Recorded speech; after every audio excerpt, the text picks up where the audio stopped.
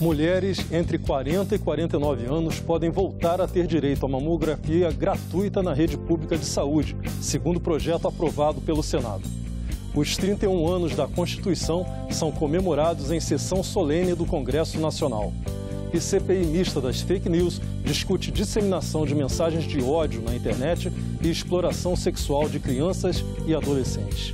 Destaques desta edição do Senado Notícias.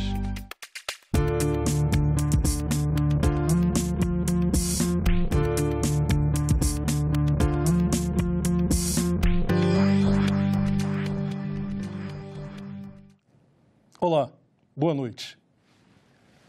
No mês da campanha de alerta sobre o câncer de mama, o Senado aprovou o projeto que devolve a mulheres com idades entre 40 e 49 anos o direito de fazer mamografias gratuitas na rede pública de saúde. O texto segue agora para a Câmara dos Deputados. Os senadores aprovaram a derrubada de uma portaria que restringe o acesso de mulheres entre 40 e 49 anos aos exames para detecção precoce de câncer de mama. A portaria determina que somente aquelas que têm de 50 a 69 anos podem fazer o rastreamento no Sistema Único de Saúde. Pois o câncer de mama é o tipo do câncer que mata. Câncer que mata mulheres que não têm atendimento na rede pública nem para o pré-natal. Devia ser condenada à prisão quem expede uma portaria como essa. Se governo federal, enfim, se a parte econômica do governo vier falar sobre qualquer acréscimo previsto em termos de despesa, isso não existe. Decorre já, senhor presidente, senhores senadores, 4 anos desta portaria equivocada, como disse a senadora Rose. Eu diria que desastrada, ilegal. Porque agora o que me preocupa é o que terá acontecido durante esses 4 anos. Quantas mulheres talvez tenham deixado de receber o exame de mamografia em razão da existência desta portaria. O plenário também aprovou e enviou à sanção presidencial um projeto que retoma um plano de incentivos fiscais para construtoras e empreendimentos do programa Minha Casa Minha Vida. A proposta trata do regime especial de tributação para a incorporação de unidades residenciais de até R$100 mil. O regime vigorou até 31 de dezembro de 2018. As estimativas, senhor presidente, era que o produto interno bruto da construção civil crescesse esse ano 2%. Essa estimativa, porém, caiu e as melhores estimativas que temos apontam que dificilmente chegará a 1%. Temos hoje no Brasil inúmeros conjuntos habitacionais que estão paralisados, até porque as construtoras também, com essa carga tributária, acabam inviabilizando principalmente a habitação de baixo custo para a população mais carente. Mais de 13 milhões de famílias brasileiras estão endividadas também no Minha Casa Minha Vida, no programa Minha Casa Minha Vida. Este projeto contribui para resolver o gravíssimo problema, contribui para minimizar o gravíssimo problema do endividamento. A posição do governo é uma posição contrária por uma única razão, não contra o mérito do projeto, porque, na realidade, aprovando, não teremos eficácia esse ano, porque não tem previsão orçamentária para essa redução fiscal. Os senadores aprovaram ainda uma proposta que permite a baixa gratuita e automática do registro de pequenas empresas que estejam sem atividades por mais de 3 anos. O plenário aprovou também o nome para o cargo de diretor de política econômica do Banco Central. Pela manhã, ele foi sabatinado na Comissão de Assuntos Econômicos e falou sobre a queda de juros. Durante a audiência pública, os senadores perguntaram ao sabatinado sobre a redução da taxa de juros na ponta, ou seja, para quem usa cartão de crédito e pega empréstimos, por exemplo. Eu diria que a preocupação número 1 é essa batalha que o Senado, expressando a voz da sociedade, está dizendo: reduz esses juros na ponta, reduz esse spread, trabalha aí, faz o diabo, que isso daí é o nosso objetivo final. É o que eu percebo, e eu tenho também que dizer que é o presidente Roberto Campos do Banco Central também, essa é a minha tarefa número 1. Ele respondeu alguns não ficaram satisfeitos, tiveram que votar. Tanto é que de 20 votos, 16 a favor e 4 contra. Os 4 é porque não ficaram satisfeitos e os 16 ficaram. Então, transcorreu, apesar dos debates calorosos, normal, e o nome dele foi aprovado. O Congresso fez nesta terça-feira uma sessão solene para comemorar os 31 anos de promulgação da Constituição de 1988. Para os parlamentares que discursaram, respeitar a Constituição cidadã é garantir a democracia no país. Desde que entrou em vigor, a Carta Magna já recebeu mais de 100 modificações. A próxima deve ser a inclusão das novas regras da Previdência. Atenção, senhoras e senhores, que ninguém se atreva a transgredir nossa Carta Magna, pois ela consubstancia os sonhos de gerações acalentados pelo império das leis. Assim pensaram os constituintes de 88. Defender a Constituição é defender a saúde pública, a educação pública e tantas outras conquistas inscritas neste documento, erguido, senador Mauro Benevides, por Ulisses Guimarães e saudado como documento constitutivo da nova República, do período que nós inauguramos neste país pós-ditadura e que hoje está em risco. Esse documento que celebramos aqui hoje fala de direitos, fala de garantias, olha sim aos pobres, mas acima de tudo é o documento da liberdade. É por conta desse documento que o Ministério Público tem a força que tem hoje. É por conta deste documento que a advocacia é constitucionalizada e a ordem representa a sociedade civil.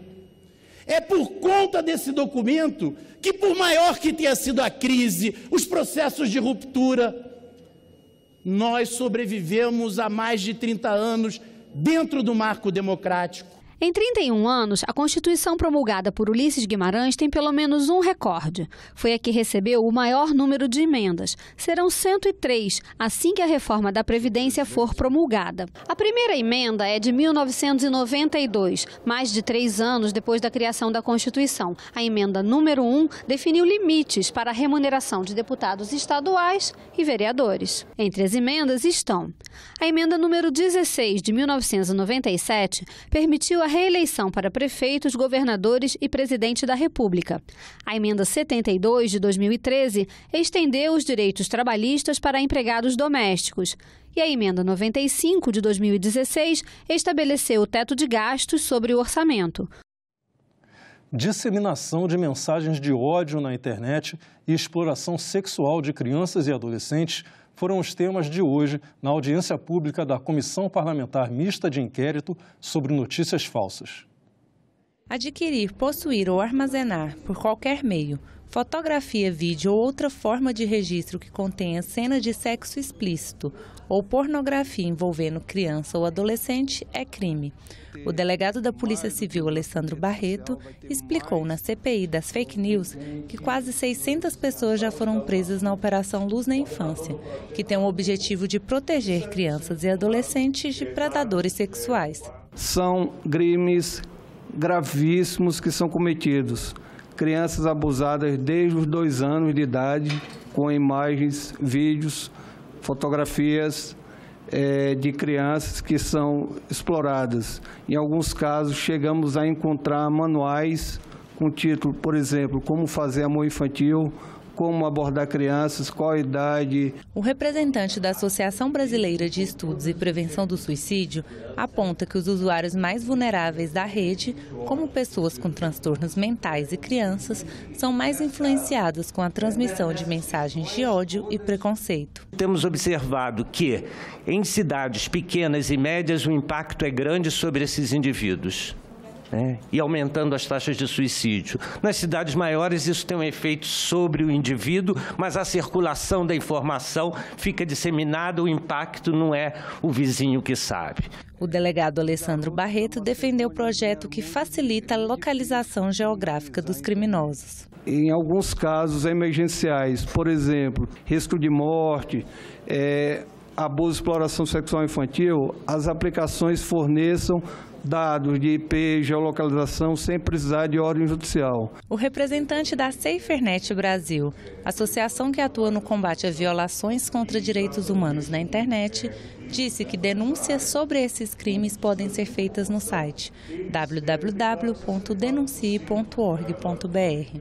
Recebemos denúncias anônimas de 10 categorias de crimes e violações a direitos fundamentais, desde crimes sexuais contra crianças e adolescentes até tráfico de pessoas e outros crimes relacionados à dignidade humana, como, por exemplo, racismo, xenofobia, discriminação, intolerância, apologia e incitação a crimes contra a vida, que inclui páginas que fazem incitação ao suicídio, automutilação e outros atos de violência.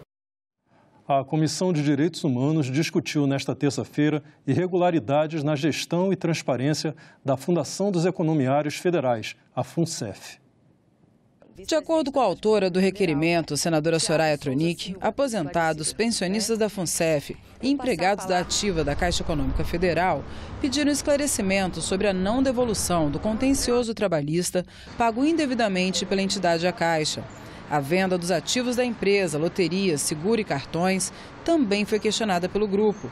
A representante da Associação Nacional dos Beneficiários da Caixa falou sobre as preocupações. Enquanto éramos subtraídos em tenebrosas transações, todos nós que estávamos na ativa e também os aposentados, não imaginávamos que as informações prestadas nas revistas coloridas que recebíamos da FUNCEF eram, na verdade, uma realidade cruel do que seria a nossa vida futura.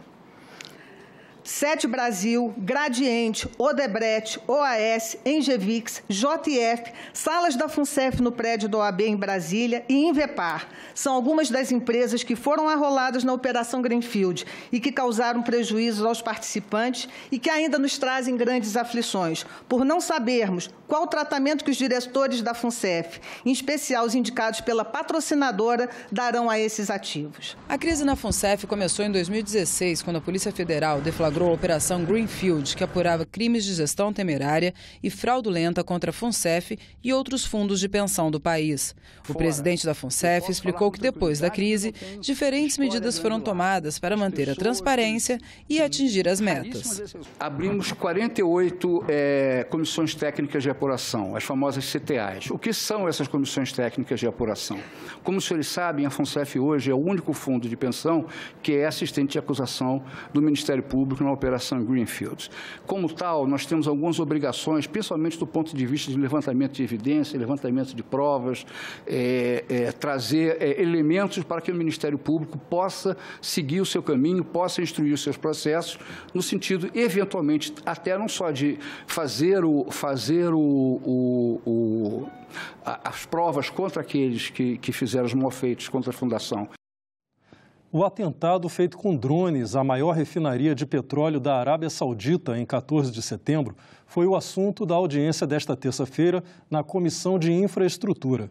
Senadores e representantes da Agência Nacional do Petróleo e da Petrobras avaliaram as repercussões do episódio para o Brasil.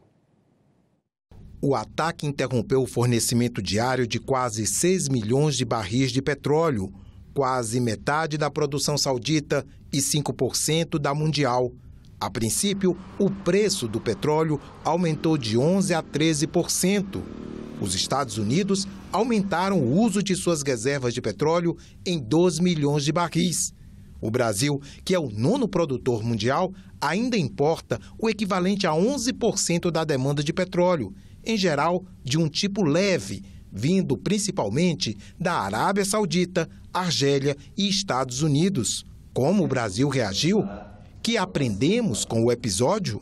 Ele foi o maior impacto de toda a história, em termos de em um dia você ter uma interrupção de produção de petróleo.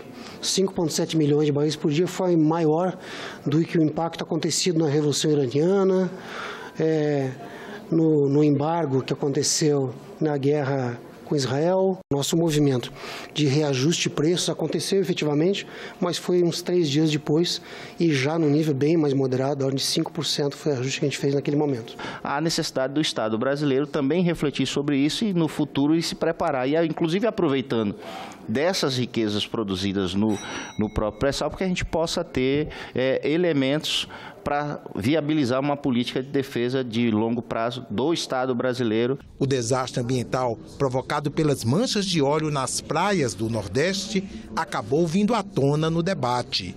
Quais são hoje, institucionalmente, os dispositivos, tanto de defesa civil quanto de preservação e recuperação ambiental, socorro às atividades econômicas, principalmente artesanais, que são atacadas? O pescador é o primeiro deles, mas não é o único.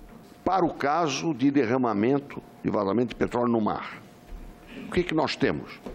E o que nós deveríamos fazer do ponto de vista legislativo?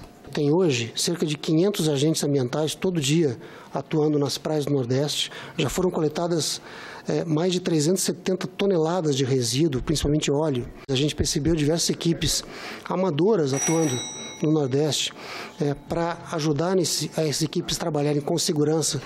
Disponibilizamos mais de 10 mil kits de proteção individual, embarcações, helicópteros, drones estão sendo usados da Petrobras para monitorar as praias.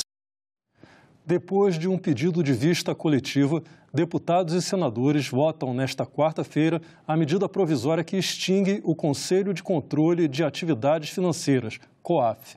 Em seu lugar surge a Unidade de Inteligência Financeira. O COAF, Conselho de Controle de Atividades Financeiras, surgiu com a missão de proteger os setores econômicos contra a lavagem de dinheiro e o financiamento do terrorismo. Por isso, foi capacitado para detectar qualquer movimentação atípica de valores. A Operação Lava Jato teve no COAF uma de suas ferramentas de sustentação. Com a eleição de Jair Bolsonaro e a nomeação de Sérgio Moro para ministro da Justiça, chegou-se a cogitar que o órgão passaria a fazer parte daquele ministério. Diante de uma forte reação do Congresso, o COAF foi mantido na pasta da Economia. Agora, com a medida provisória do Planalto, o COAF é extinto e dá lugar à Unidade de Inteligência Financeira, subordinada ao Banco Central. A Unidade de Inteligência Financeira será integrada por servidores públicos de carreira cedidos para um novo órgão. A MP prevê punições para quem vazar informações sigilosas. O relatório deverá ser votado na comissão mista, mas depois segue ainda para os plenários da Câmara e do Senado. Daqui a uma semana, exatos 7 dias, o rompimento da barragem em Mariana, Minas Gerais, que matou 19 pessoas, completa 4 anos. Tragédia revivida este ano em Brumadinho, também em Minas Gerais, que deixou outros 270 mortos. A segurança de barragens é o tema do programa Em Discussão, que estreia daqui a pouco, logo após o Senado Notícias. A ideia é que o país tenha um dia nacional para jamais esquecer tragédias ambientais como as de Mariana e Brumadinho. Mas, mais do que lembrar, é garantir o debate permanente sobre a segurança das nossas barragens. Segurança essa que está longe, muito longe, do ideal. Pelo menos 70 mil barragens existem hoje no Brasil e a maioria delas sequer registrada no órgão que deveria coordenar o controle disso, que é a Agência Nacional de Águas. Se a gente for pegar o histórico de rompimento de barragens, desde a década de 70 se rompem barragens aqui no Brasil. A situação piorou depois de Brumadinho e depois de Mariana. O governo é um monstro enorme que retira da sociedade 35% em impostos e devolve 2%. Essa afirmação é do senador Oriovisto Guimarães, o nosso entrevistado de hoje. Ele é relator do Plano Plurianual, o PPA, que define quanto o governo vai arrecadar, quanto vai gastar e no que vai gastar até 2023. Seja bem-vindo, senador. Muito obrigada pela presença. Obrigado, Renata. Obrigado aos nossos telespectadores. Se você me permite, o PPA, o Plano Plurianual, é a diretriz maior para os próximos 4 anos do que vai acontecer com a economia brasileira. Quanto o governo vai arrecadar, quanto o governo vai gastar e no que ele vai gastar. E é sobre isso que nós vamos falar hoje. Senador, qual que é a importância do Plano Plurianual nesse cenário? Então, o Plano Plurianual o próprio nome já está dizendo, é uma visão para além do ano, porque nós temos vários instrumentos que o governo usa para administrar as contas públicas. A primeira delas é o plano plurianual, depois você tem a lei das diretrizes orçamentárias e depois você tem a LOA, tá? que é a lei do orçamento anual. A LOA fala em um ano, não é? A das diretrizes, simplesmente ela não fala tanto em números, ela dá diretriz de como deve ser feito o orçamento anual. Agora, o orçamento anual fala em um ano. O PPA mostra a perspectiva a longo prazo, a 4 anos. Então, nós estamos analisando aqui os 3 anos que faltam do governo Bolsonaro e o primeiro ano do próximo presidente, que ninguém sabe quem é. Se der tudo certo no governo Bolsonaro, o próximo presidente, no primeiro ano, terá um superávit primário de 18 bilhões. Mas o governo Bolsonaro terá déficit primário, ou seja, antes dos juros, em todos os anos. Senador, o senhor está no seu primeiro mandato, não é nem como senador, é seu primeiro mandato eletivo. É verdade. Né? E como é a experiência de pegar um processo de gestão e de planejamento tão complexo como o PPA, sendo a sua primeira experiência, né? O seu primeiro ano no Senado, né? O primeiro ano numa casa legislativa? Renata, eu me sinto muito à vontade, porque eu sou economista de formação, já dei aula desses assuntos, fui professor de matemática, fui empresário a minha vida inteira, então eu conheço bem o orçamento, eu conheço bem o planejamento. Por isso não é uma questão de você ser político ou não, isso é uma especialidade. Você tem que conhecer de economia, você tem que conhecer de contabilidade, você tem que gostar de raciocínio matemático para poder fazer isso. Eu poderia ter sido político a vida inteira e não saber nada disso. Então não é a política que dá esse conhecimento, esse é um conhecimento específico. Então eu estou muito à vontade com isso. E se você me permitir, eu queria avançar um pouco mais para que as pessoas entendam por que o ministro Paulo Guedes disse que o Brasil está quebrado e por que realmente está quebrado. Só para te dar grandes números, nos próximos 4 anos, o governo brasileiro vai gastar 6 trilhões e 800 bilhões de reais. É um número absolutamente fascinante. Para arredondar, 7 trilhões de reais. Aí você diz assim, mas que maravilha, então nós vamos fazer muitas estradas, muitas pontes, vamos construir mais escolas, mais hospitais? Não. Tudo que ele vai gastar, desses quase 7 trilhões, ele vai gastar para pagar buraco de previdência. São 3 trilhões com a Previdência, não é isso? Para a Previdência chega próximo de 3 trilhões. Para a folha de pagamento vai para praticamente 1,5 trilhão. E aí ele tem algumas outras coisas, como despesa corrente, que dá mais 1 trilhão e pouco. Que é a despesa corrente? É água, luz, telefone, giz, etc., né? Papel e tal. De tal forma, Renato, que o governo desses 7 trilhões só sobra para ele investir em estradas, em infraestrutura, em bens de capital, que é como a gente chama, comprar uma máquina, fazer alguma coisa permanente, só sobra 135 bilhões. Isso é 2%. 2% de tudo que ele vai gastar. Então, o governo brasileiro é um monstro enorme que retira da sociedade em impostos 35% mais ou menos anualmente e vai devolver 2%. O resto ele consome com ele mesmo.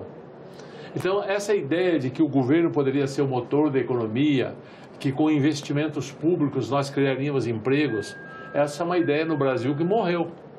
O Brasil foi tão violentado nos governos que antecederam o governo Bolsonaro, foi tão irresponsável.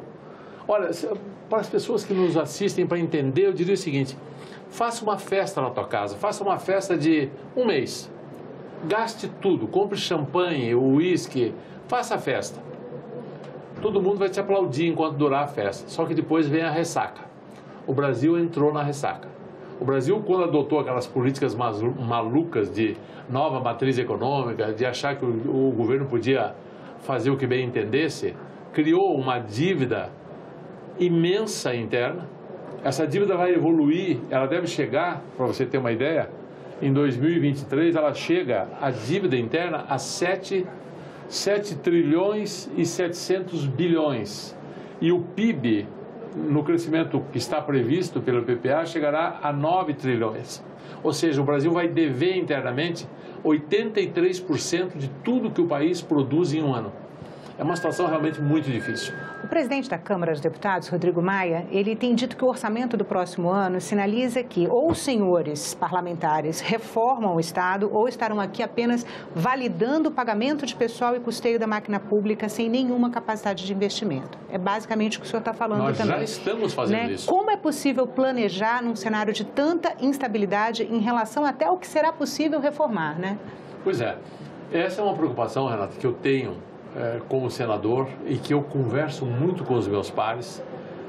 O Brasil ainda não se conscientizou do tamanho do problema do nosso governo, da nossa economia. Olha, se acontecer, só para você ter uma ideia, o crescimento previsto aqui pelo governo, que eu diria que é otimista, olha, esse ano nós estamos crescendo 0,8%, não é? O ano que vem e para os demais anos, a previsão de crescimento nossa é pífia. É coisa de 2% ao ano, na média. Se nós fizermos isso, o nosso desemprego, que hoje é de quase 12 milhões de pessoas, né, fora os subempregados e outros que daí iria para mais de 20, daqui a 4 anos nós vamos estar patinando ainda com 10 milhões de desempregados. Quer dizer, a situação do desemprego não vai melhorar muito pouco. Não é?